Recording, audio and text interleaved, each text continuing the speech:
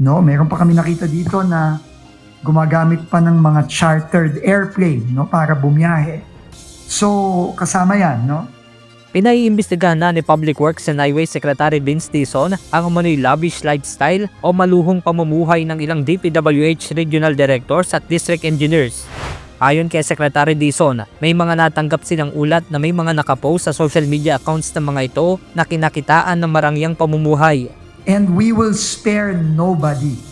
Top to bottom. Okay, top to bottom, we will spare no one here. Kay former Secretary, USEC, ASEC, Direktor, RD, DE, kailangan umayos na tong institusyon na to.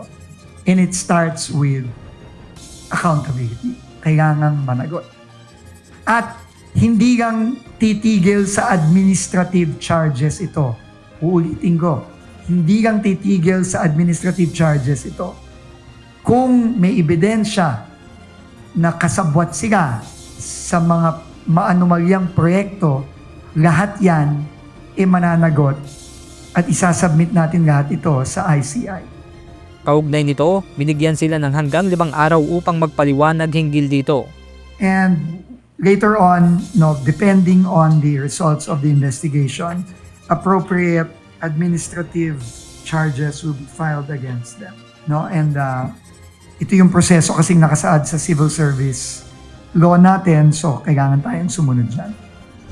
Dahil sa laki ng problemang kinakaharap ng departamento, isa sa tinitignan ng kalihim ay ang planong paglilinis sa kanilang hanay mula sa nasa mataas hanggang sa nasa mababang posisyon. Aminado naman ng kalihim na mahirap gawin ang internal cleansing, lalo na't mayroon pa rin namang matitinong empleyado sa kagawaran.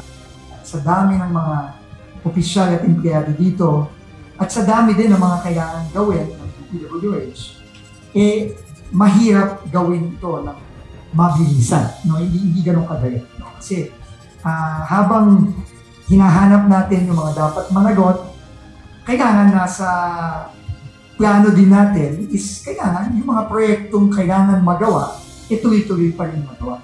Samantala, nanawagan din si Dizon sa ilang opisyal at kawani ng DPWH na may nalalaman sa anomalya na lumantad na at ilahad ang kanilang nalalaman.